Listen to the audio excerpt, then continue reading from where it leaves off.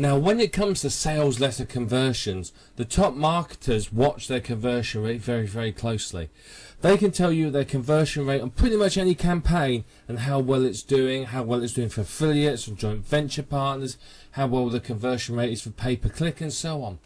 Now, it's very, very important that you understand this figure because it's going to help you with your advertising.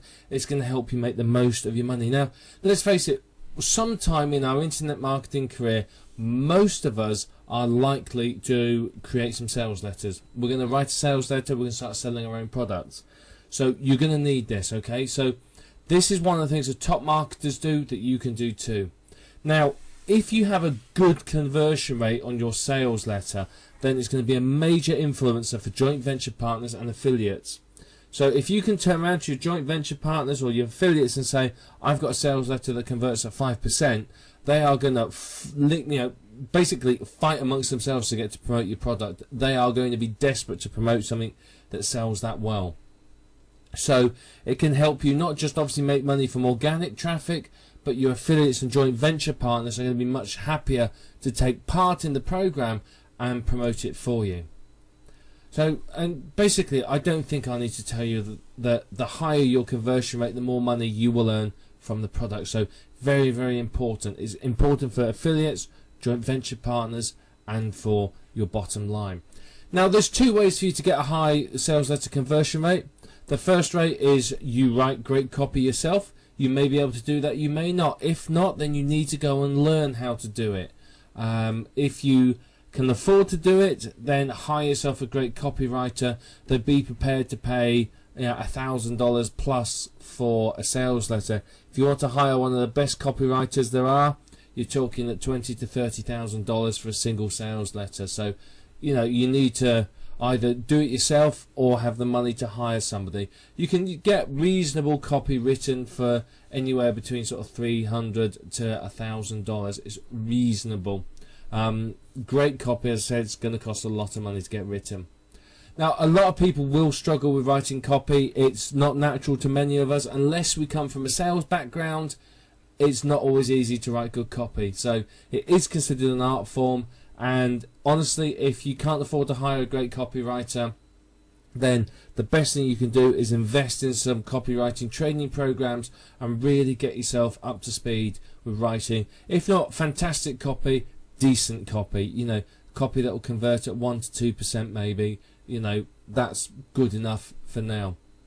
When it comes to improving the conversion rate of a sales letter, you need to change various components and see what effect they have on the conversion rate. Do they make the conversion rate better or do they make it worse? It really, really depends, and the only way to do this is to test it. So you can test things like different headline, different sub-headline, different opening, different PSs, test having a header graphic against no header graphic, test the amount of white space at the top of a letter. All of that needs to be tested and much, much more. Now, this can get quite complex, and we're going to talk in the next video about ways of making it easier. But these are all the components you need to consider to change. You want to make one change at a time, and then you want somewhere between 100 and 500 visitors. Basically, the higher the better, because that way it allows you to get a statistical significant sample, which means that basically it's going to be accurate. What you need to do is for every single test you need to have the same figure. So if your first test you do 300 visitors, every test you want roughly 300 visitors, give or take a very small percentage. And you work out the conversion rate for every single test. So each time you drive 300 visitors or 500 visitors, whatever it might be, you calculate the conversion rate for that number of visitors, no others, and that tells you whether your conversion rate has increased or decreased from the change that you've made. Now, if it's increased, you keep that change and make a different change, or try and change it so it's even better. If it's decreased, you put it back to the one it was and change something else, or make another change in an attempt to increase it. So you can see this could take you some time to do. However, it is very, very worthwhile you doing so. It's going to make you an awful lot of money. So once you've made one change, remember you make one change at a time. Once you've made a change, if it improves it, keep it or try and improve it further. If it's worse, try making a different change, try changing it again. It's basically, it's an iterative process. You're going to keep changing parts again and again and again. You're going to change little bits here, there and everywhere until you can't improve the conversion rate any further, until you got to the absolute top of the conversion rates.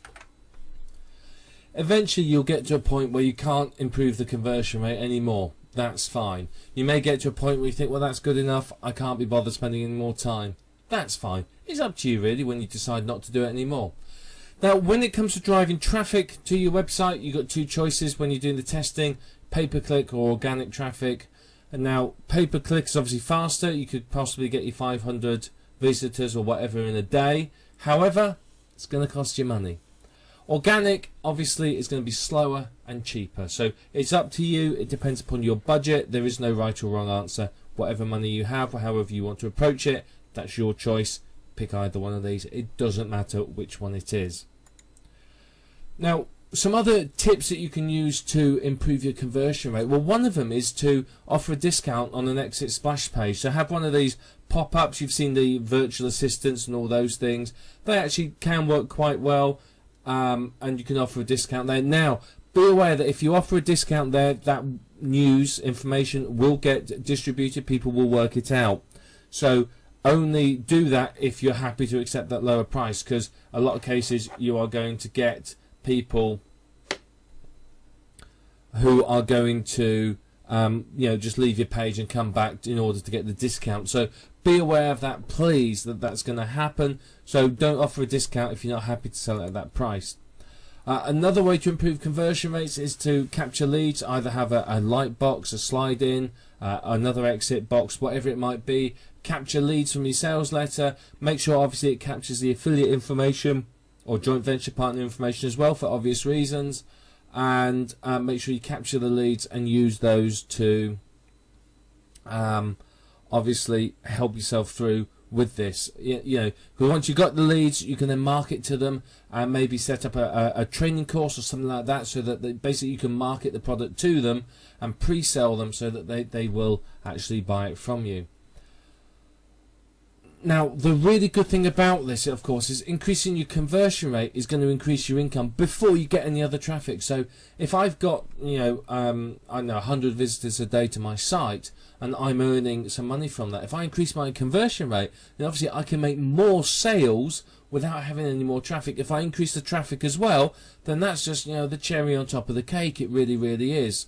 You can get even more income from it. So you've got to start simple by improving your conversion rate. Your conversion rate is going to increase your traffic and your income. And if you keep doing your traffic generation, then you're going to find that your income's going to absolutely explode from that site. So remember, this is very, very important. If you are marketing information products, higher conversion rates is going to make it much, much easier for you to get people promoting your product. If you can tell your affiliates or joint venture partners that, well, I have a 5% conversion rate in this sales letter, they will leap over themselves to promote it, because a lot of sales letters may have 0.5 to 1%. So having a conversion rate like that means they're going to make 5 times as much money. So of course they're going to be very, very interested. So testing and tracking your conversion rate means that you can then go to the marketers and say to them, look, I've got this product, it's converting at this rate, and they're going to come to you and want to basically promote your product. So it's going to help you make even more money, because you're going to get these bigger name marketers and super affiliates and affiliates promoting your product. So it's going to be very, very beneficial to you.